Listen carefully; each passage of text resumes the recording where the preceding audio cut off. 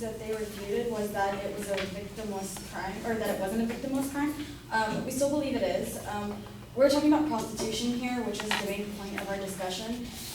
We're not talking about illegal trafficking or sex trafficking or anything like that, where they kidnap children or anything like that. We are talking about two consenting adults that have sex, which was my first definition that I pointed out, which is legal in brothels, not sex trafficking or like illegal sex trafficking at all.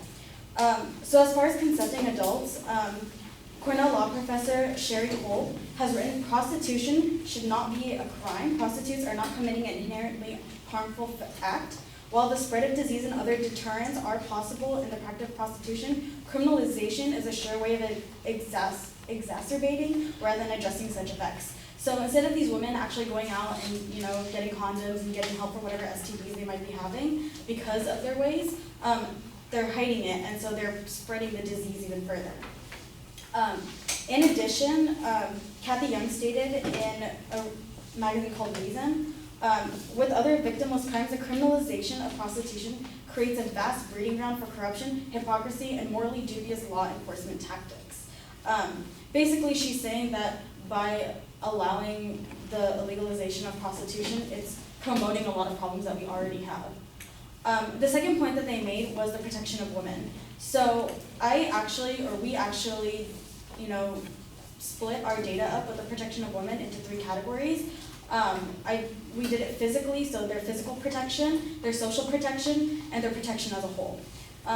So the first point he made was that nothing can keep them safe, which is not so true. According to UCLA Newsroom, the study found that decriminalization of prostitution contributed to a large decrease in rapes and a large reduction in gonorrhea incidents for women and men. It also found that decriminalization decreased prostitutes' arrest, increased indoor prostitution advertising, expanded the size of indoor prostitution marketing itself, which allowed it to be regulated and police regulated. In addition, according to Vicky Prest, from a magazine called Cora, women in sex work do leave themselves open to being robbed and raped and abused, but this is a risk you take. This is why a good support network of communication is imperative for safety. Many clients that go through agencies are fully vetted before coming into contact with a woman. Often freelance escorts will have a driver that will take them to their appointment and ensure their safety throughout. There are no victims in consensual, safe prostitution.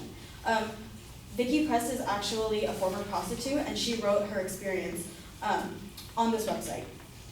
In addition, working with instead of against sex workers will lead to more slaves being rescued. So in their point, they pointed out by illegal sex trafficking, but when you look at New Zealand and the other countries that actually have legalized it, they found that by mandating these legal brothels, it actually helped them crack down on those illegal trafficking.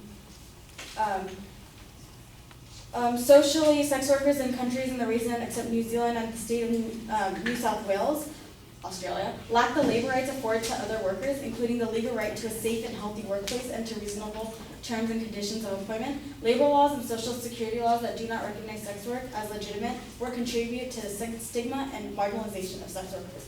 So basically, to sum up everything that I said, by actually legalizing prostitution, it helps these women rather than hurt them and creates a safer environment.